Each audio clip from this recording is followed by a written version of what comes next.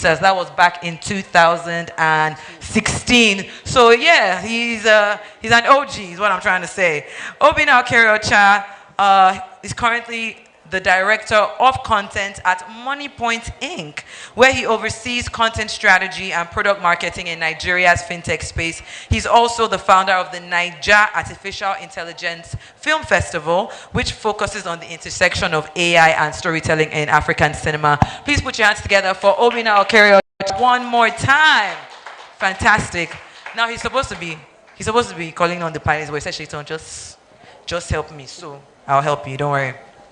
Our next panelist is the CEO of Joy Lumina Group, Jennifer Okafor Iwuchukwu. She's a US-based entertainment executive and attorney with deep experience in global film and television. Now, before leading Lumina Group, she spent 7 years as the creative artist agency in Los Angeles, working across motion picture, television, music, and sport divisions to advance opportunities for creatives of color. She earlier practiced entertainment and intellectual property law in Beijing, China, and her academic foundation includes a degree in political science and technology and a law degree specializing in entertainment law and IP rights. I just see her as the person whose closet I'm going to be raiding after AFRIFF, because she's been coming through with those Nigerian designs all week. Put your hands together for Jennifer Okafor Iwuchukwu. Hey, thank you. Thank you. We have one more panelist. Do we have, is Toyosi here yet? Just to be sure. Can you give me a sign? Okay, we're waiting for Toyosi to join us, but I'm calling back to the stage. If you were here yesterday, was part of a fantastic networking session alongside David Oyelowo and Deyemi Okolawan. He dropped some gems, if I do say so myself. I'm talking about Denham Richards, actor, CEO, Opulent Entertainment Group. He's an American actor and entrepreneur with over 40 credits in film and television spanning more than 20 years. He is the co-founder and CEO of Opulent Entertainment Group and has worked across different markets, including the US and Botswana. His multifaceted career blends creative performance with business leadership in entertainment. So one more time, put your hands together for the next panelist and my moderator, kicking off Real-Talent-vs-Digital-Dupes, the future of film in AI. Obina, take it away. Thank you very much, thank you very much, thank you very much. Is this clap real or AI? You guys, come on. Do this. Yeah. All right. So it's great to be here. Great, thanks for having me, and thanks to my cool panelists. It's great to have you guys here. So I'm just going to start like this. Sometime in 2023, a glitchy AI-generated video of Will Smith eating spaghetti became like, went viral. I'm sure, who saw that clip? I'm sure everybody has seen that clip. A very funny-looking video of Will Smith eating spaghetti. But that sort of started something, a possibility. What if this technology could actually create video, lifelike looking video, So, and fast forward to today, there's a company called Particle 6, run by somebody called Ellen van der Velden, that created a actress, or rather a model called Tilly Norwood. And for those who have been following, the Hollywood Reporter and following what's been happening in Hollywood, this is a digital actor. And the assumption is that, oh, she's fine, she's pretty, she can speak, and then that's supposed to be the future of what acting is supposed to be. What we're going to be talking about today is really around having an open conversation around AI, in terms of our topic, real talent versus digital dupes, but it's more around the deep dive around how AI is actually affecting the creative industry. So I'm just going to start with Jennifer. So Jennifer, just, in general, what are your thoughts around the impact of AI, and how it's really affecting, talent, how it's affecting our industry, as you were? First of all, hi everyone. I'm so happy to be here. Congratulations to Choma and the 14th edition of AFRIFF and having the market this year. AI is something that people talk about as AI is coming, AI is coming, AI is coming. AI is here. And with my thoughts on it, there's a fear to AI. And there's this notion of people don't know what it's like to work hard anymore because they realize, oh, you need something? Oh, let me put it in AI. I'll get it to you in a second, right? And there is a positive to that, which you can use it and it can be helpful to what you're trying to build. But when it comes to storytelling, you're eliminating that creative pool that really drives the story. And yes, AI is smart and people have been able to make things out of it. But when you're talking about even from the in front of the camera, when you're talking about these actresses that are being created, when I watch someone on film, I'm watching because I'm seeing a character dive into a role that is different from what I've seen them in. I want to see a Michael B. Jordan be a different level of who he is and what we know him for. But when you have someone that I have no connection to, that has no connection to me or anyone else connected to me, it's really hard to really dive in and say, oh wow, I'm so invested. You kind of lose the joy and the magic really that is entertainment. So as far as my thoughts on it, you know, it's a good thing in some ways, right? For more efficiency and being quick to deliver on certain things. But then again, when people use it to the extent where they now no longer know how to be creative or use strategy or figure something out. You know, I know people are using it because that hard dash will get you caught every time. But that is my first thoughts on it. Thank you so much. I'm going to sort of build on that, and I'm going to you, Denim. Now, we talk about emotion. You said something about emotional connection and just being able to feel something, and something that a real actor would give you, correct? But I'm sure that, so OpenAI launched Sora 2 about a month ago, and it completely changed the landscape.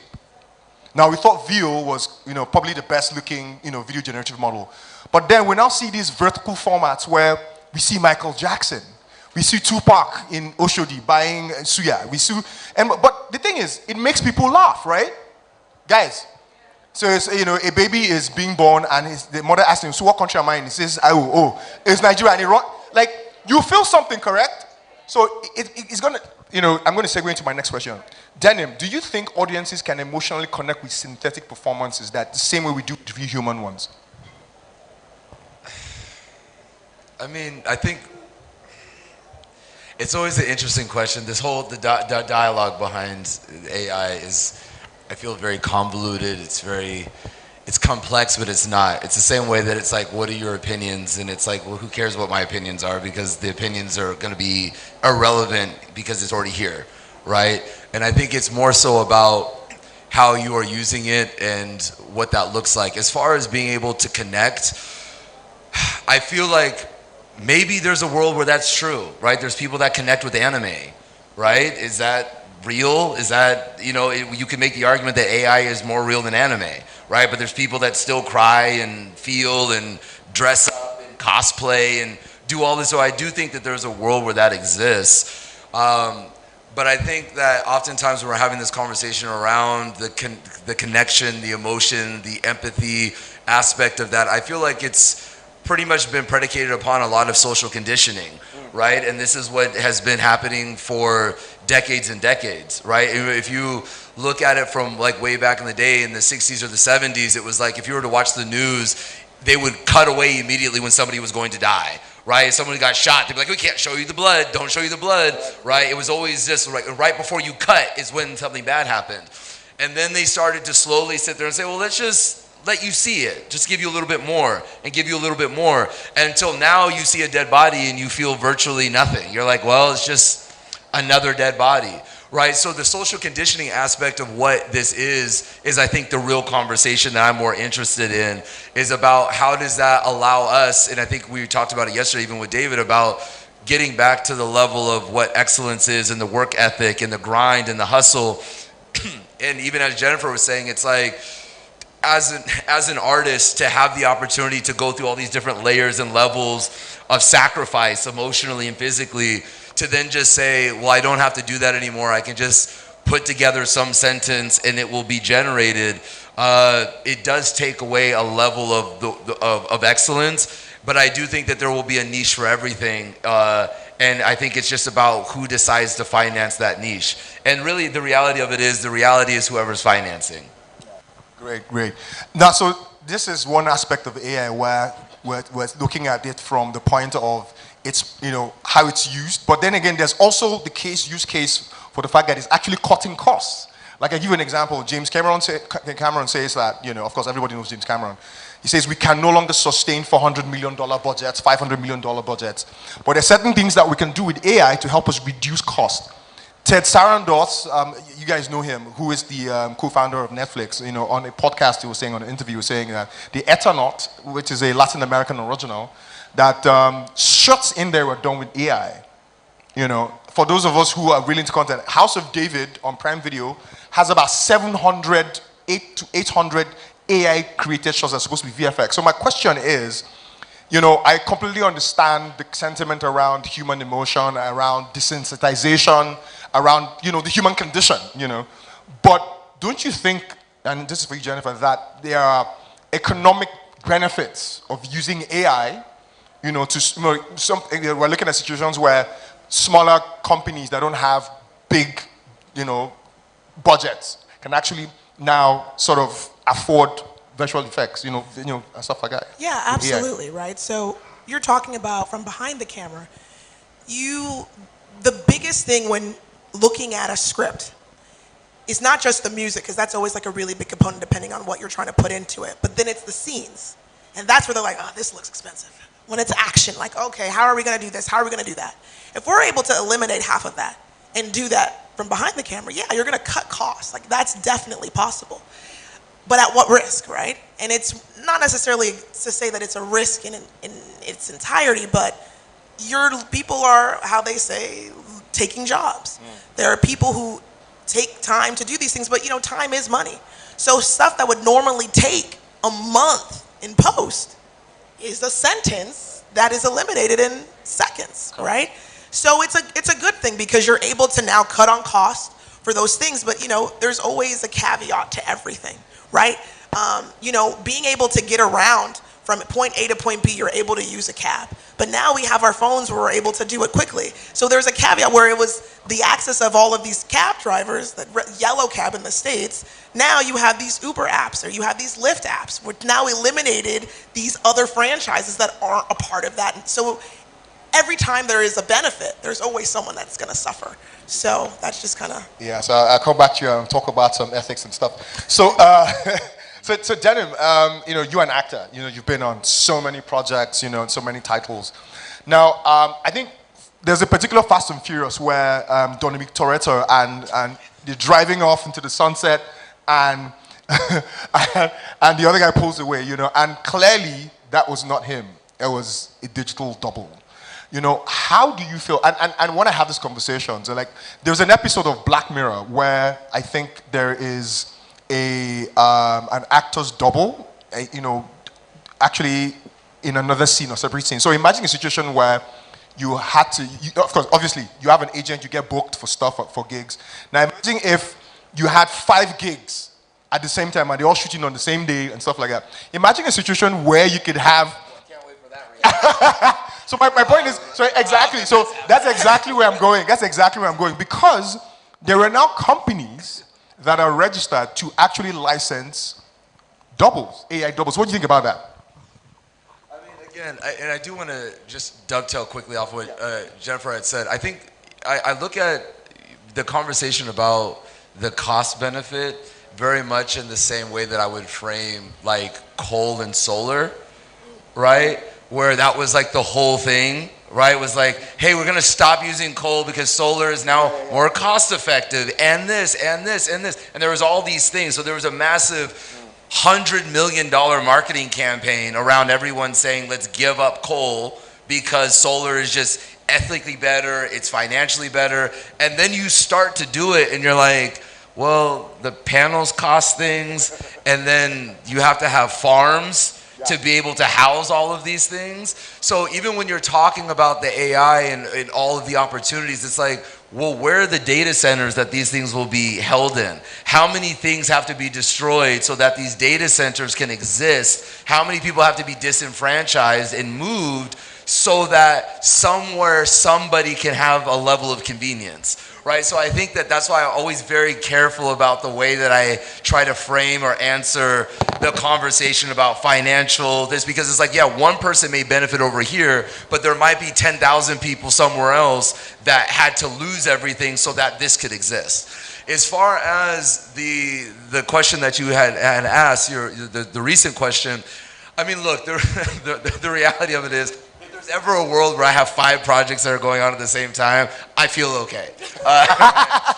The question is, I don't care. But the reality of it is, I think it does go back to the ethics. I think, and that's where I think the conversation ultimately goes to, is the ethics conversation. But I do think that it's. I don't know that we're there at a place yet where audiences, fans don't want to see the individual go through an experience, right? I can see those moments where there might be a concert where the live artist brings out Michael Jackson to do 10 seconds or something like that. But, you know, is somebody going to pay $500 a ticket to watch a hologram of Michael Jackson go around? No. You probably have more nostalgia watching it on YouTube sitting at your house, right? So I think that we're not necessarily there yet. Now, is there a world where we go there? Well, I mean, they kind of tell you that in predictive programming that, hey, this is where we'd like the world to go, right? And they've been telling us this since Terminator, right? And even before then, right? So there's a lot of these things where they're saying that this is ultimately where we want to get to. And I think that the sell becomes the level of convenience. The sell becomes, hey, you as an actor can now be on multiple projects. And it's like, but the reality of it is, at what time in your life have you ever had to do 5 projects at the same time, right? So I do think that there's a level of how we're framing it. But yes, is there a world where that exists? I do believe that there's a world where both of those things exist. But I do think that it's different maybe here on the continent, more so. And if we had AI, the electricity just wouldn't have gone out. But I think that there's a world where, you know, on the continent, we use AI differently than you're using it in the US, right? And I think that the way that that is used and the way that that is utilized, I think that's an interesting conversation, because where you're essentially trying to use AI as an accelerator to compete immediately, right? But then in other places in the world, they're using it more as a tool for editing, a tool to be able to simulate a helicopter, not saying, hey, we want the entire motion picture to it, because you would be operating against your own interests, right? Because then you yourself don't have a job, right? As a director, producer, or whatever, right? So that's interesting, because now we're going to see titles change. So you now see AI director as a job. You know, you see companies that are actually looking for people who have AI talent. This is actually happening. Yeah, it's actually happening. So I think, so I want to sort of segue into talking about, you know, ethics and around ownership. So how do you see, so Jennifer, this way, how do you, so in this age of accelerating AI, you know, what is the future of IP? You know, intellectual property, ownership. Where's your mind at, you know, in terms of that conversation? Well, even from like the name and likeness thing, right? Everything now has to be changed in a way, and that was kind of from the writing perspective. When we had the strike previously, that was something that they had talked about as far as what can be used and what can't be used. But from being able to replicate individuals, there has to be clauses and things like that that are put in place that protect these interests, because if you're able to release that, right, what's the extent that they can use that for? Because they'll say like, okay, we will want to, and there are these clauses already in contracts. We're allowed to use your name and likeness, et cetera, but now there has to be even more specific terms that are going to be to that, because you can have your name and likeness, but then they're putting you in different collaborations and things like that might go against what an individual's brand and identity and like kind of a moral compass kind of goes towards. But, you know, for ethics, there has to be more definition and protection as to what AI can do as far as it pertains to an individual. When it comes to the actual development of projects from behind the camera, that's another thing too. But they've been having those conversations. So that's kind of what, you know, I don't really have too much to say about that right now, because it's happening now, correct, right? But it's more so here, right? Because we have this conversation of what is the AI and how is it taking the jobs of people in the States right now? And it's more so from behind the camera, and we've had a little bit of that discussion here. Correct. But from in front of the camera, I haven't seen too much of in front of the camera actors that are being taken. But I immediately when I landed, because I had this conversation on the drive from the airport to the hotel. But when I got into the hotel, I watched 3 commercials. And it was familiar commercials. It was like an Indomie commercial, it was a soap commercial, and it was another third one that I can't remember, but they were all AI generated. And I said, oh, so it's actually very active here. So I'm interested to see how Nigeria specifically operates in that space, because we don't really have this level of protection. I know that there was a time where one of the commissions had said in order to have advertisement, you could no longer use foreigners. It had to be Nigerian models and to encourage us. But what is the protection around name and likeness and people being used and other things and using AI generated material? Because there's a guild here, but are people active in that guild? Like, are people really participating? Because I know we've had conversations about the guild here at the festival in the past, but there aren't people that are actually registered into it, and there's not really accountability that is in place. So it's like, what is that accountability that Nigeria is willing to do and put in place? Because we've always had the conversation around even anti-piracy and things like that, but now more so in this digital age, there's a little bit more protection that's been in that position. But from an acting perspective, what does that look like? That's really interesting, because I can say to you that from an AI perspective, there really isn't any sort of overarching legislation around the usage of AI, and that's the truth. And what I do is, so we have like an almost 500 member community, and what I always tell them is, the primary purpose of using AI is not to create another James Bond movie. Also, what are the stories that you've always wanted to tell that this technology now empowers you to tell? And that's the focus, and that brings me to what I want to say, Denim. From your perspective, what is the real value in AI-driven creativity? Is it in the tools, the talent, or the IP it generates? It's a tough question. I feel like a fossil, because I just, all the things that you talked about, I feel like are the reasons why I got so enamored and immersed in entertainment as a child was imagining things and then trying to figure out how to go out and create that reality outside with nothing, right? And doing it over and over again. And I feel like that's what got me into the industry in that way, was like trying to figure out how to solve these really weird, imaginatory, complex things in my head, and then communicate them in a room full of people, and then everybody be working on one accord. There's something that's so special there's a synergy behind that. I do think that AI is great for filling in some gaps, right? Like a gap fill. I think that's interesting, in the same way that we were having conversations about, photoshopping, right? Like that was fine. It's, hey, I didn't get enough sleep today, and just kind of take away some of those bags, and it's fine. But I know, like, now we went from that to now there's full technology in television and film where actors in edit have an entire thing where it's like, hey, we're gonna just make you look younger throughout the entire process of filming. The Irishman. Right? Yeah, right through the entire process. But that same technology, modern day actors are using, because they're a little bit older, 60s, 70s. They're like, hey, maybe like pare me down to look like a little bit 55. I don't want to look 75. But so you have the technology to do that, right? So you're already kind of going there on that path. And so I think that, to me, that's about as far as I'm willing to go with it. I feel like everything else, it feels as though we're kind of like, you'll own nothing and be happy kind of version, right? Where we sit in our like 12 square meter box, and like we have like our daily carbon tax, right? Our credit, and then we just watch things on a Black Mirror. Invisible. Yeah, but like, it just starts to feel like to what end? Because as we were talking about, you said you can never be an expert at AI, right? So even in the conversation is a revolving door. So it's like, so to what end? So you want me to be accepting of it today, and then tomorrow I have to accept something else, and then tomorrow I have to accept something. So it's like, what's the governor? What's the ceiling in which we finally say, hey, maybe we've done it? And obviously there isn't that. And it's just hearing you even talk about that, it's that magic that I will always, I represent individuals, right? And their creativity and I don't represent internet pieces, right? So when you're talking about being able to make yourself younger and seeing Denzel Washington for multiple, and he doesn't age. I mean, black don't crack already.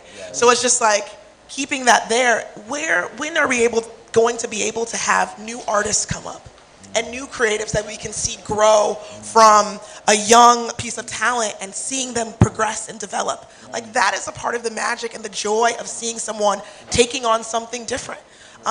So it's a scary thought, and it's not fun. It's not interesting. It's boring to me. It makes you lazy. You don't have that grind. You're not working hard, and then it's going to now eliminate people's desire to want to do things, even from the younger generation, right? Like we talk about when the internet started and talking about millennials versus Gen Z, and how it's literally millennials, we were able to see the progression of internet, that strong gap where we were outside playing and having an imagination and having an imaginary friend. Kids today, they have an imaginary girlfriend. Do you know what I mean?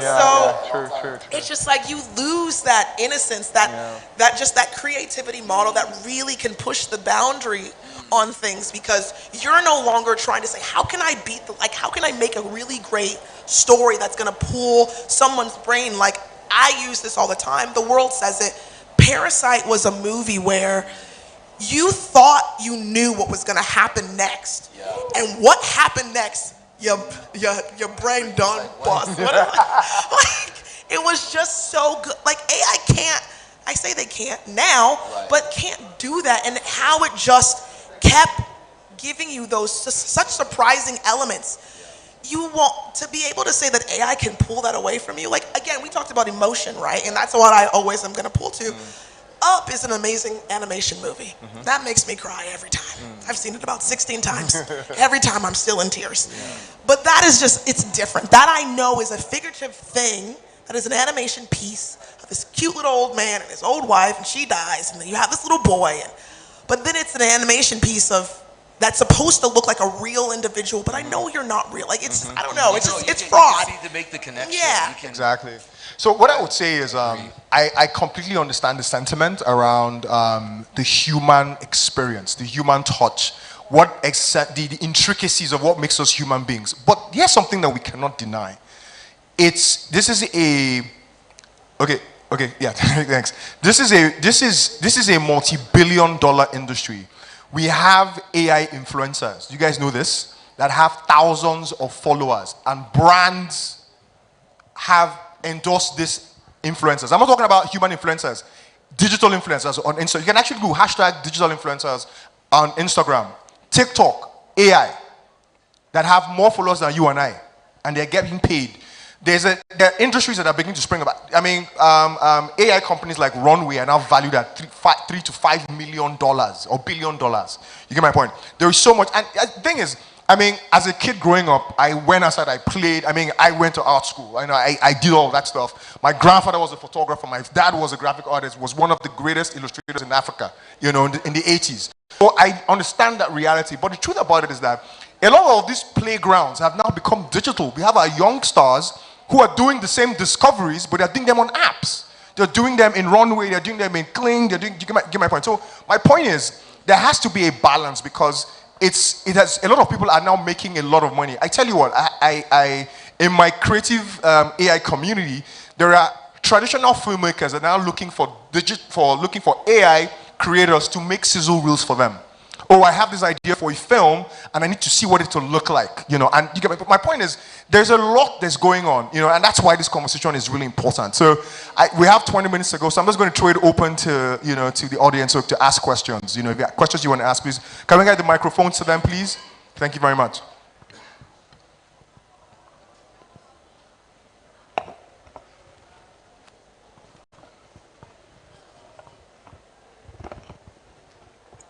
Hey, how you doing? My name is Muhammad. Mic check. My name is Muhammad Williams. I'm a Sierra Leonean American actor from Washington, D.C. It's not necessarily a question, it's more of a comment, right? When I was sitting down and I was looking at the panel, I decided to just, put something together just to kind of encourage actors, because I feel like a lot of us actors are feeling a way about AI and how AI is taking jobs, which at some point, as Jennifer said, right now it's not at a point where you, so this is it. Be encouraged, right? In a world where AI can mimic voices, generate scripts, and even simulate expressions, there's one thing it can't do, and that's create a character that can evoke emotion. You could tell that he poured his soul into that scene. The tear, well, because then a lot of us are going to be out of jobs. You know, what makes us special is that we all carry a weight of a shared human experience. We've all felt heartbreak. We've all been in love. We've all felt some type of loss. We've all lived it, right? And when we step on stage or into a scene, we can channel that truth. And that's what connects us to an audience. So keep pouring your heart into your craft.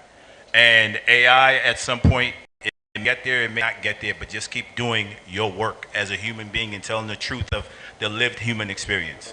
That's it.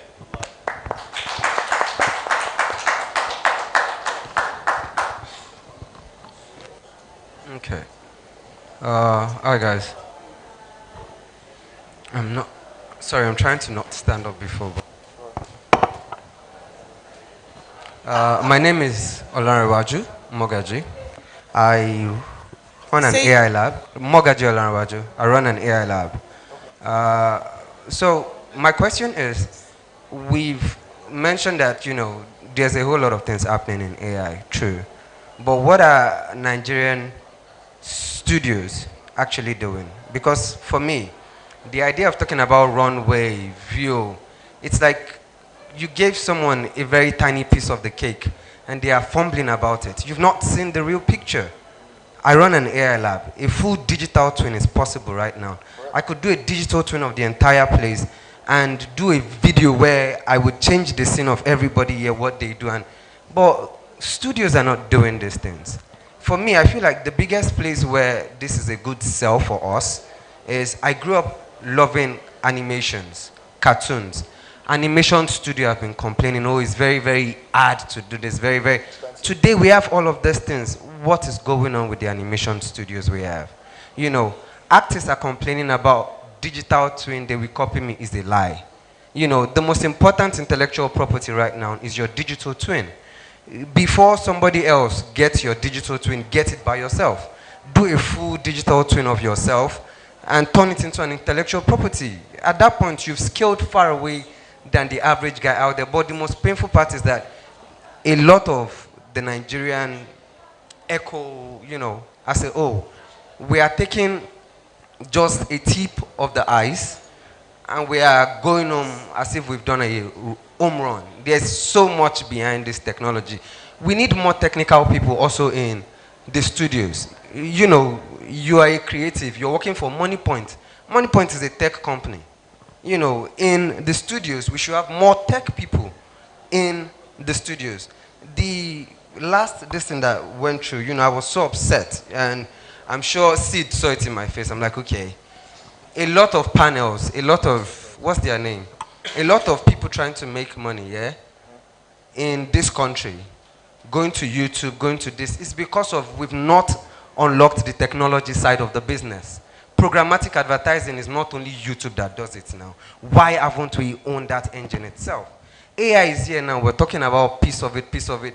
How many studios have an AI engine that can generate images? None of them do. They want to use Runway. Thank you very much. Okay, cool. Let me just quickly respond to that, and then I think Jennifer will go. So, great. I like your analogy, and this goes back to something I've always said, and it's about ownership. You know, unfortunately, we don't own anything, and this even has nothing to do with AI. A lot of us in the room are creators of some kind. Whether you do podcast or you do something. When you're done, you upload your stuff to Instagram, TikTok, or YouTube. Now, where are those servers domiciled? They're not in Victoria Island. They're not in Sule. They're somewhere in Europe or America. Now, it only takes legislation for you to change, for that to change, and then you own nothing. Now, what I've always said is there has to be the will. And it stems from, and the thing about it starts from this. So models, LLMs, large language models are trained by data sets. Data sets are provided by, you know, it's a whole lot of things. And a lot of all the data sets that are provided for the models we use are foreign, are Western, because of the long-term investment over time. Now, it is very expensive to put together a data set. You have to clean up the data, and it's expensive as well. You know, you have to put it together. And then you have to have data centers that have high intensity GPUs running. It is capital intensive. So in the global south, where people are only interested about what they would eat and how they will survive, and how the government is thinking about political power for the next political window, it is not a priority.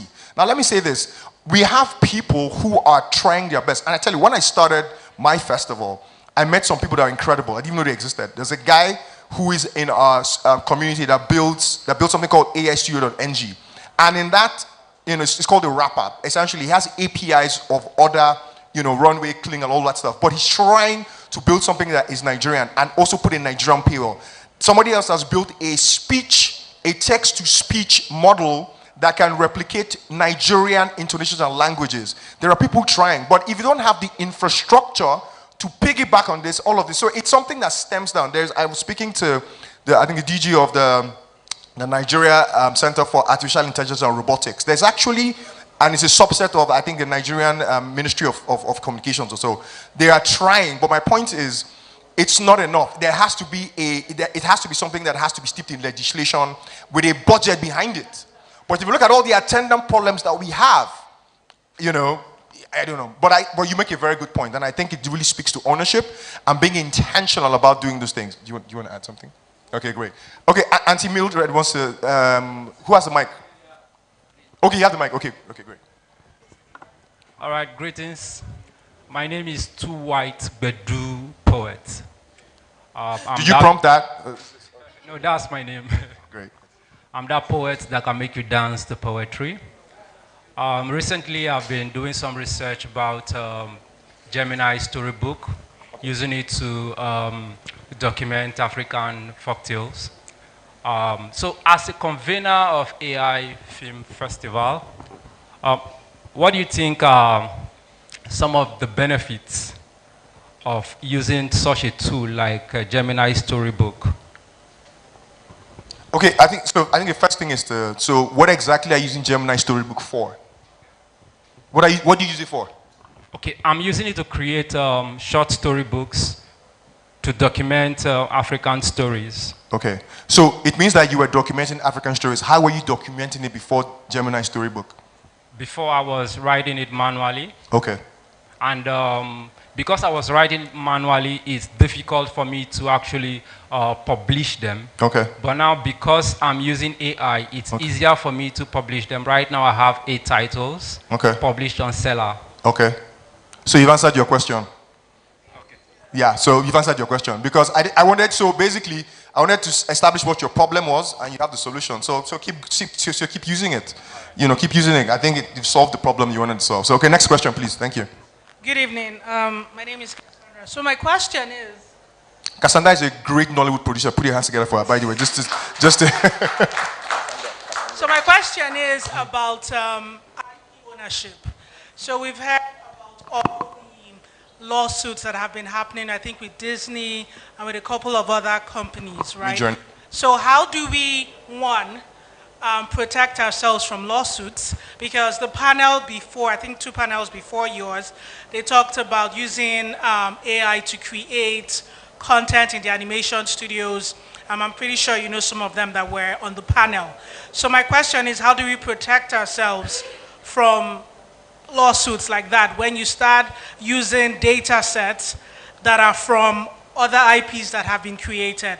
And how do we create the IPs that we are creating now, you know, with some of the things that are going to come out? I mean, there's a lot happening in animation now in the Nigerian and African space. So how do we protect ourselves from lawsuits, and how do we protect our creations from, you know, other things too? Those are my questions. I think the most important part about it is, like, what are you using to, because here's the thing, you can't protect, if I have a vehicle, you can't insure my vehicle, it's mine. So if you want to now use my vehicle, it's still my responsibility. So if you're going to be using somebody else's material to build whatever you have, how are you supposed to be getting protection for that? It's not yours. So in my caveat to that is, be original and create your own. Great minds think alike, but the greatest minds think for themselves. So when we're talking about how do we protect ourselves from being able to use somebody else's thing? Okay, so maybe I'm miscommunicating. Maybe I'm not understanding because I'm The question is not how do we protect ourselves. from lawsuits, So right? Disney has original IPs, right? Yes. But people are still using it to work on other things, and now they're getting hit with lawsuits. So I'm saying apart from that, now we are creating, right? There are new creators on board. You have magic carpets, some animation of it. How do we protect ourselves? I'm future thinking now. So Disney is, how are we creating this policy? Because it's not enough to have the government create data centers. How are we also protecting those things that we are creating in the future? Yeah.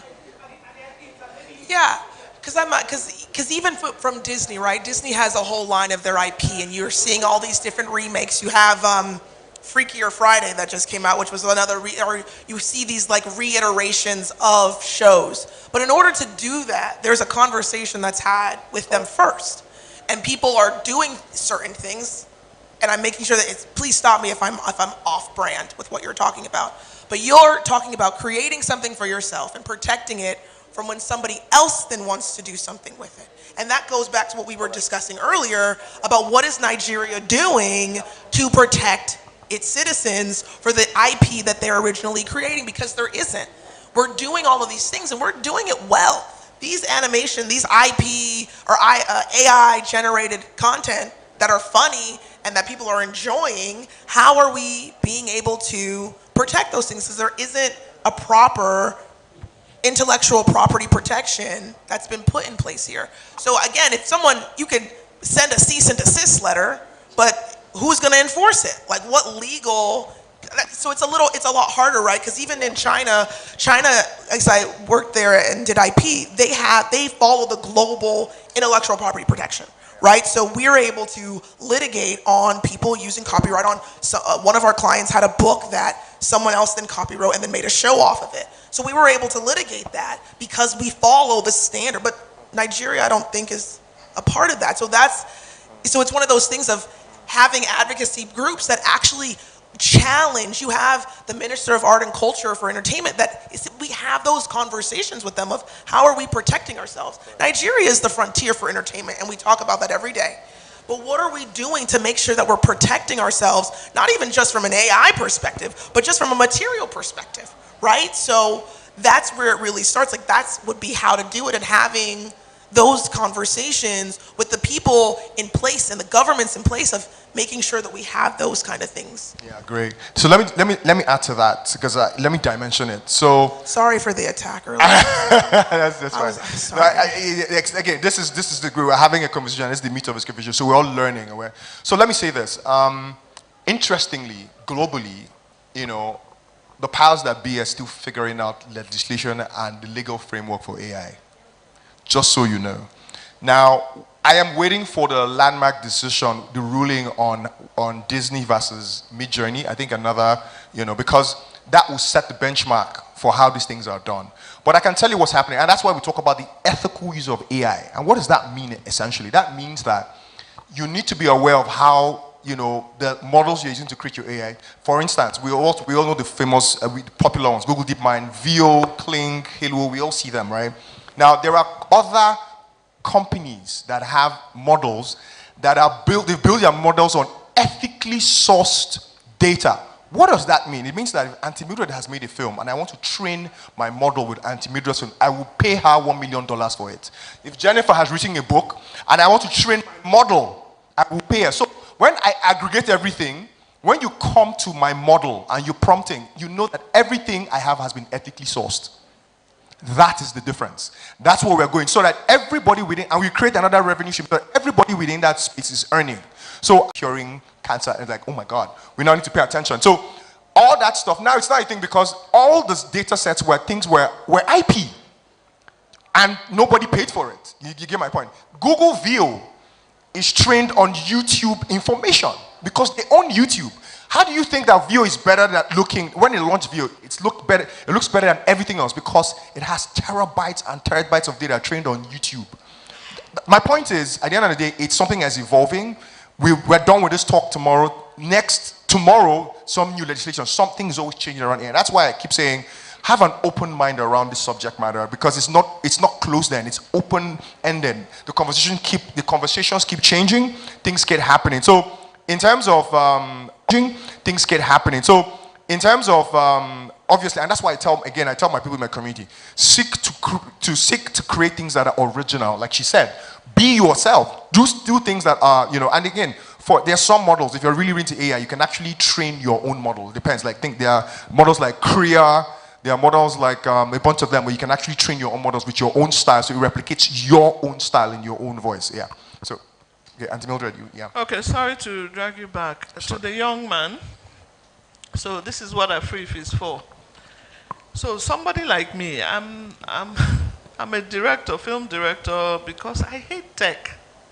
I can't stand tech, which means the AI thing is creating a whole class of new workers.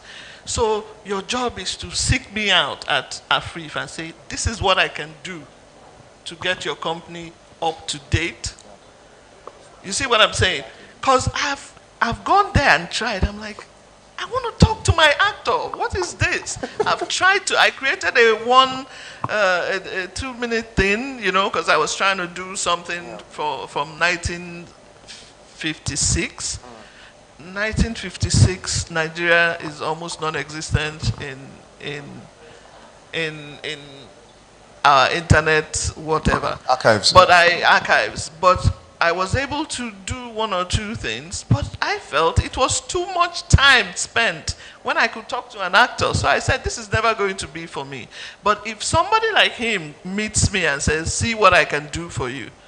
So for example, Ego was telling me she's done the sizzle reels for some of her projects.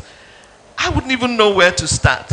So it would be somebody like him, a young person who knows what they're doing, they're in tech, they love tech, for us to collaborate, because then I can bring the human thing, and then we can collaborate and do better. And that's what AFRIFF is for. So don't get frustrated. When you come to AFRIFF, you look for first of all, you research all the studios and start to look for their heads and say, look what I can do for you. There's no way you come to me with something reasonable that I would not want to listen to you. You see what I'm saying? That's the point I wanted to make. Sorry. Yeah, please put your hands together for Auntie Mildred, please. Yeah, so any more questions? Because I'm sure we're completely out of time. So any other questions, remarks, additions? All right, so please put your hands together for a wonderful panel. Last thing I want to say is, AI is great, but the original is always better. I just always want to encourage that. I think using the tools are amazing, but that compassion, that drive, that creativity, that originality, I want us to really hone on that, because we have something here. We don't have to have an internet copy. Like, I'm selfish. Jenny, any last words? No, you'll hear it from our digital twin. That's the spirit. Yeah, so what I'll say is, in closing this amazing panel, what I'll say is, guys, it's the age of the 4th Industrial Revolution, Web3. Be open-minded. And please, listen to what everybody has said. And I always say this, nothing will take away human creativity. Whatever it is that AI is doing, it's done by human beings. Your ChatGPT doesn't wake up and say, oh, you've not prompted me today. You will do the prompting. That means you will create. Artificial intelligence is born out of human intelligence. It's artificial. The primary intelligence is you and I, all the wonderful people sitting in this room. So again, it's a tool. It's a tool. It's a tool. So you decide what you want to do with that tool, but then again, there are rules. There are rules around its use. Be ethical, be responsible, but go and prompt a new future. Thank you very much. Please, let's give our panelists another round of applause. Fantastic panel. So take a minute for pictures, videos. Thank you.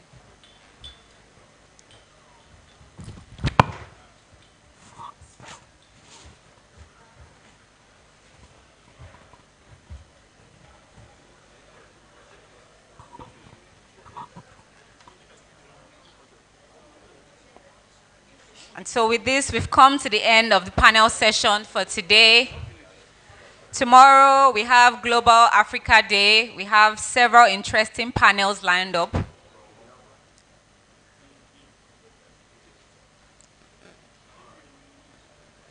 Thank you. Thank you very much, our lovely panelists. Thank you, everyone, and have a good night.